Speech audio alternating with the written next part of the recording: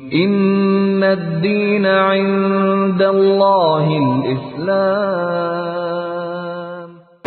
بسم اللہ الرحمن الرحیم۔ بزرگان محترم و معزز سامعین کرام اور عزیز ساتھیوں، آج الحمدللہ رمضان المبارک کی 23ویں تراویح ہم نے پڑھی، اور آج کی تراویح میں 6 سورتیں پڑھی گئیں اور 27 پارے ہمارے مکمل ہو گئے۔ صرف 3 پارے باقی ہیں۔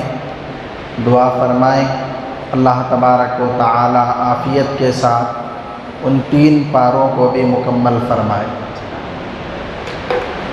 آج جو سورتیں پڑھی گئیں اس میں پہلی سورت سورہ طور۔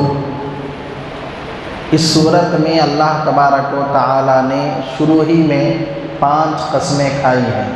والطور، قسم ہے طور پہاڑ کی۔ وکتاب مسطور فی رق منشور، اور قسم ہے اس کتاب کی جس کی سطریں لکھی گئی ہیں کھلے ہوئے کاغذ میں۔ تو یہاں کتاب سے مراد قرآن پاک بھی ہو سکتی ہے اور لوح محفوظ بھی ہو سکتا ہے۔ وہاں اللہ کی ایک کتاب ہے جس میں سب کچھ لکھا ہوا ہے، ہر چیز لکھی ہوئی ہے۔ تو یہاں کتاب سے لوح محفوظ بھی مراد ہو سکتا ہے اور قرآن شریف بھی مراد ہو سکتا ہے۔ والبیت المعمور، اور قسم ہے بیت المعمور کی۔ بیت المعمور یہ 7ویں آسمان پر فرشتوں کا کعبہ ہے۔ دنیا میں مکہ مکرمہ میں ہمارا کعبہ ہے انسانوں کا، اسی کی بالکل سیدھ میں 7ویں آسمان پر فرشتوں کا کعبہ ہے بیت المعمور، اور ہمیشہ 24 گھنٹے وہاں طواف ہوتا رہتا ہے، کبھی بھی نہیں رکتا۔ اور ایک مرتبہ جو فرشتہ وہاں طواف کر لیتا ہے پھر 70,000 سال تک اس کا نمبر نہیں آتا۔ یعنی اتنی زیادہ فرشتوں کی بھیڑ اور مجمع وہاں رہتا ہے۔ اور میں نے کہا تھا کسی تفسیر میں فرشتوں کی تعداد سوائے اللہ کے کوئی نہیں جانتا کہ کتنے فرشتے ہیں۔ تو اللہ نے بیت المعمور کی قسم کھائی۔ والبیت المعمور، قسم ہے بیت المعمور کی۔ والسقف المرفوع، اور قسم ہے اونچی چھت کی۔ اب یہاں اونچی چھت سے مراد آسمان ہے، بغیر ستونوں والا آسمان، گویا کہ اللہ نے آسمان کی قسم کھائی۔ والبحر المسجور، اور قسم ہے دریا کی روانی کی۔ دریا میں جو پانی چلتا ہے روانی کے ساتھ بہتا ہے، اللہ نے اس کی بھی قسم کھائی۔ والبحر المسجور، اور قسم ہے بہتے ہوئے پانی کی، دریا کی روانی کی۔ اور اللہ جس کی چاہے قسم کھا سکتا ہے، ہم نہیں کھا سکتے، ہم صرف اللہ کی کھا سکتے ہیں، غیر اللہ کی قسمیں ہم نہیں کھا سکتے۔ تو پہلی قسم اللہ نے کھائی والطور، طور کی قسم۔ طور یہ پہاڑ ہے جسے طور سینا کہتے ہیں، اور حضرت موسیٰ علیہ السلام اس پہاڑ پر اللہ سے بات کرنے کے لیے جاتے تھے اور اللہ سے بات کر کے آتے تھے۔ یہ پہاڑ بڑا ہی مقدس پہاڑ ہے، قرآن پاک میں اس کا ذکر آیا ہے۔ اس کو مقدس وادی کہا گیا، اور اللہ نے حضرت موسیٰ سے کہا تھا کہ اے موسیٰ آپ اپنے جوتوں کو اتار کر آئیں۔ فاخلع نعلیک انک بالوادی المقدس طویٰ، آپ اپنے جوتوں کو اتار کر آئیں، یہ مقدس وادی ہے۔ تو بڑا متبرک اور مقدس پہاڑ ہے۔ یہیں اللہ کا دیدار بھی، مطلب اللہ کا ڈائریکٹ دیدار نہیں ہوا، کئی پردوں میں سے اللہ کی ایک جھلک حضرت موسیٰ کو نظر آئی اور آپ بے ہوش ہو گئے تھے، اور پہاڑ جل گیا تھا اللہ کی تجلی سے۔ اب بعض لوگ کہتے ہیں کہ وہ جو پہاڑ جلا ہے طور، وہ پہاڑ کے جلنے کی وجہ سے سرما بنا ہے اور وہیں سے سرما چلا ہے، تو یہ جو بات ہے سراسر غلط بات ہے۔ طور پہاڑ جلنے کی وجہ سے کوئی سرما نہیں بنا، یہ بات لوگوں نے پھیلا رکھی ہے۔ سرما تو وہ کچھ جڑی بوٹیوں سے اور جنگلوں کے کچھ پتھر ہوتے ہیں، ان پتھروں سے بنتا ہے جو آنکھوں کے لیے مفید ہوتے ہیں۔ طور پہاڑ کے جلنے سے سرما نہیں بنا۔ اور اس کے علاوہ بہت ساری چیزیں اس میں بیان کی گئی ہیں۔ پھر اس کے بعد سورہ نجم پڑھی گئی، والنجم اذا ہوا، اور اسی کی طرف نسبت کرتے ہوئے اس کا نام بھی سورہ نجم رکھا گیا ہے۔ اور عجیب بات ہے، ایک چند صورتیں مسلسل ایسی آئی ہیں، اس صورت کا نام اس کی پہلی آیت میں ہے۔ عجیب اتفاق ہے، صورت کا نام بھی ہے اور وہ نام پہلی آیت میں ہے۔ جیسے اس سے پہلے کی دو صورتیں قاف، اور وہی نام پہلی آیت میں قاف والقرآن المجید۔ پھر اس کے بعد کی صورت سورہ زاریات، پہلی آیت میں اس کا نام والزاریات ذروا۔ پھر اس کے بعد سورہ طور، پہلی آیت میں اس کا نام والطور وکتاب مسطور۔ پھر اس کے بعد سورہ نجم، پہلی آیت میں نام والنجم اذا ہوا۔ پھر اس کے بعد سورہ قمر، پہلی آیت میں نام اقتربت الساعۃ وانشق القمر۔ پھر اس کے بعد سورہ رحمان، پہلی آیت میں نام الرحمن علم القرآن۔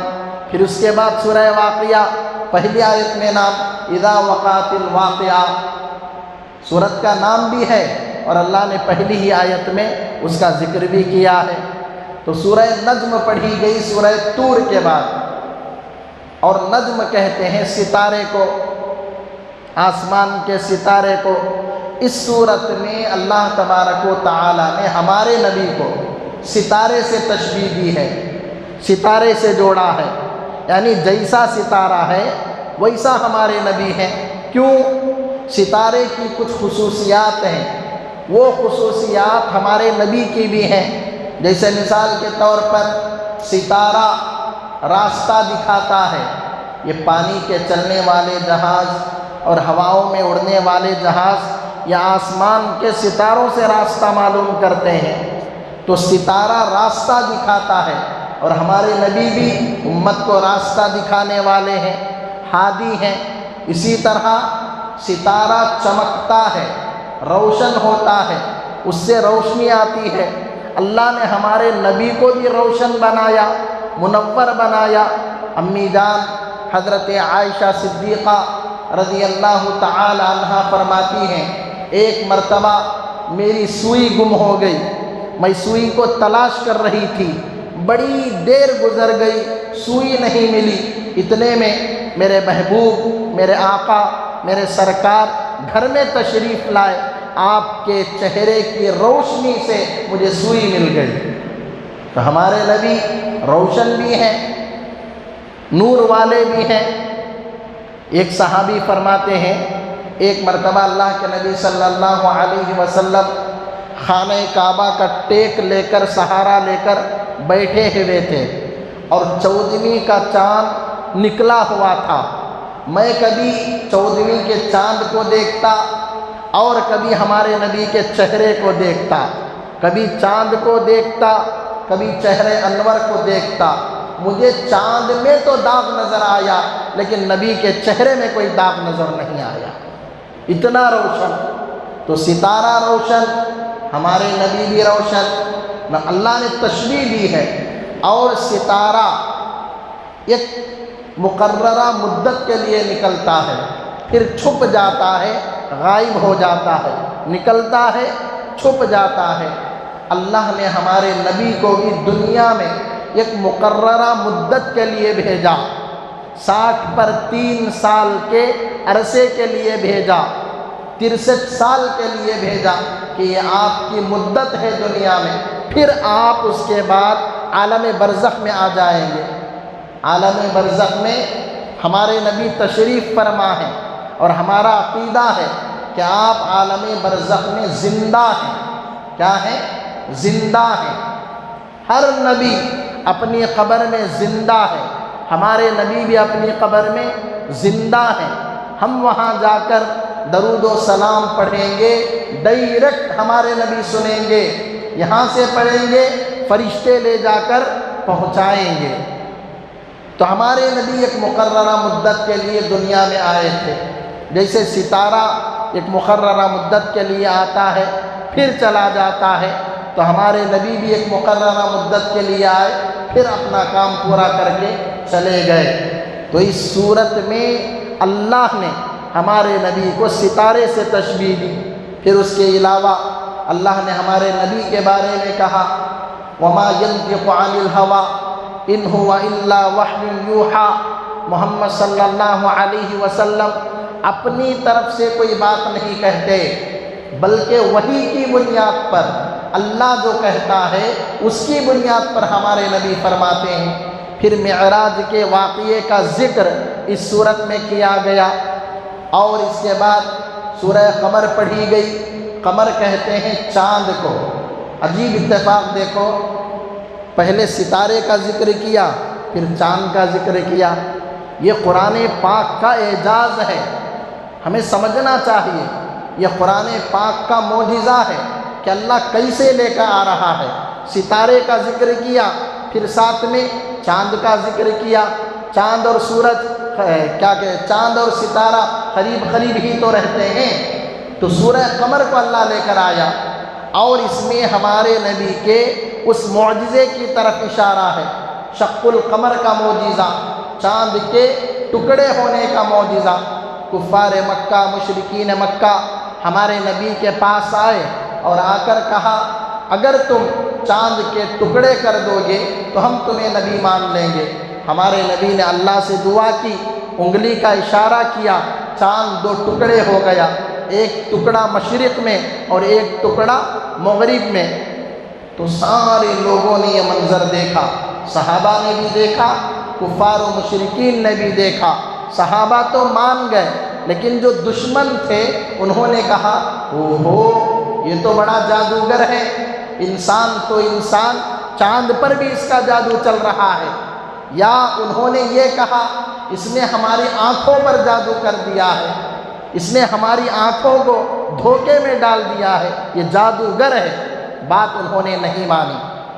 اب ایک بات پیدا ہوئی، اچھا چلو بھائی تمہاری آنکھوں پر جادو کر دیا، جو مکہ میں موجود تھے، سامنے موجود تھے، جو باہر ہیں، دوسرے علاقوں میں ہیں، دوسری جگہوں میں ہیں، ان کی آنکھوں پر تو جادو نہیں کیا جا سکتا۔ ان سے پوچھا جائے، ان سے معلوم کیا جائے کہ بات کیا ہے۔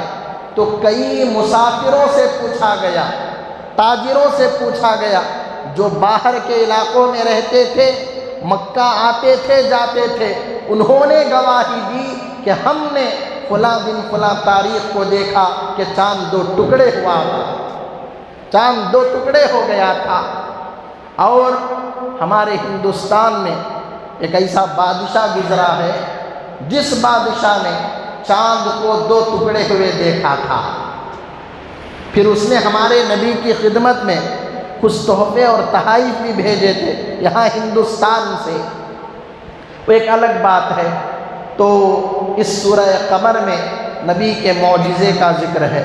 پھر اسی صورت میں قرآن کے بارے میں کہا گیا وَلَقَدْ يَسَّرْنَا الْقُرْآنَ لِلذِّكْرِ فَهَلْ مِن مُدَّكِرٍ، ہم نے قرآن کو آسان کر دیا ہے۔ کن کے لیے؟ جو قرآن میں غور و فکر کرتے ہیں، قرآن سیکھنے کے لیے کوشش کرتے ہیں، محنت کرتے ہیں، ہم نے ان کے لیے آسان کر دیا۔ قرآن کوئی مشکل کتاب نہیں ہے، نہ سیکھنے والوں کے لیے مشکل ہے، سیکھنے والوں کے لیے تو آسان ہے۔ ارے بھائی اب دیکھیے، میں ہوائی جہاز چلانا نہیں جانتا، پلین اڑانا میں نہیں جانتا، تو میں کیا کہوں گا کہ پلین چلانا بڑی مشکل ہے۔ لیکن جو پائلٹ ہے آپ اس سے پوچھئے وہ کہے وہ تو بہت آسان ہے، ہم تو نمبر دبا کے سو جاتے ہیں، پلین اڑتی رہتی ہے۔ جو سیکھتا ہے، کوشش کرتا ہے، اس کے لیے تو بڑا کام بھی آسان ہو جاتا ہے۔ جو نہیں سیکھتا اس کے لیے چھوٹا کام بھی مشکل ہوتا ہے، سیکھنے والے کو سائیکل چلانا بھی آسان، جو نہیں سیکھتا سیکھنے والے کو پلین چلانا بھی آسان، جو نہیں سیکھتا اس کو سائیکل چلانا بھی مشکل۔ تو اسی طرح قرآن کریم یہ ساری انسانیت کے لیے ہے۔ جو حضرات محنت کرتے ہیں، کوشش کرتے ہیں، اللہ ان کو سکھا دیتا ہے۔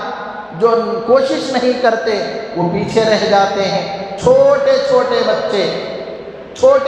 بچے 4 سال کے 5 سال کے حافظ قرآن بن رہے ہیں۔ اگر مشکل ہوتا یہ 4-5 سال کے بچے حافظ قرآن بنتے، ان کے سینوں میں قرآن محفوظ ہوتا، 6 مہینوں میں حافظ قرآن، 11 مہینوں میں حافظ قرآن، مشکل ہوتا بن سکتے۔ لاک ڈاؤن کے عرصے میں جو 3-4 مہینوں کا عرصہ گزرا، کتنے ایسے واقعات آئے کہ چھوٹے چھوٹے بچوں نے لاک ڈاؤن کے زمانے میں قرآن کریم حفظ کر لیا۔ تو اللہ کا قرآن آسان ہے، ہم سیکھیں تو صحیح، کوشش کریں تو صحیح۔ اب ہمارا جو وفاق المکاتب کا نظام چلتا ہے، ہمارے عاطف صاحب بھی بیٹھے ہیں، ہمارے ذمہ داروں میں سے ہیں وفاق المکاتب کے، تو ہمارے یہاں بچوں کی تعلیم کے ساتھ ساتھ تعلیم بالغان کا بھی نظم ہے۔ ہم باقاعدہ اعلان کرتے ہیں جگہ جگہ، لیکن کتنے بڑے لوگ قرآن کریم سیکھنے کے لیے آتے ہیں۔ شروع میں کچھ لوگ جوش میں آتے ہیں، پھر وہی چال بے ڈھنگی جو پہلے تھی وہ اب بھی ہے، بالکل کم ہو جاتے ہیں۔ ہمیں سیکھنا چاہیے۔ ہمارے یہاں تعلیم بالغان کا نظام ہے، ہر مسجد میں ہے، ہماری مسجد میں بھی ہے، جامعہ میں بھی ہے، بودی گیرے کی مسجد میں بھی ہے، مسجد اقصی ملکوٹے میں بھی ہے۔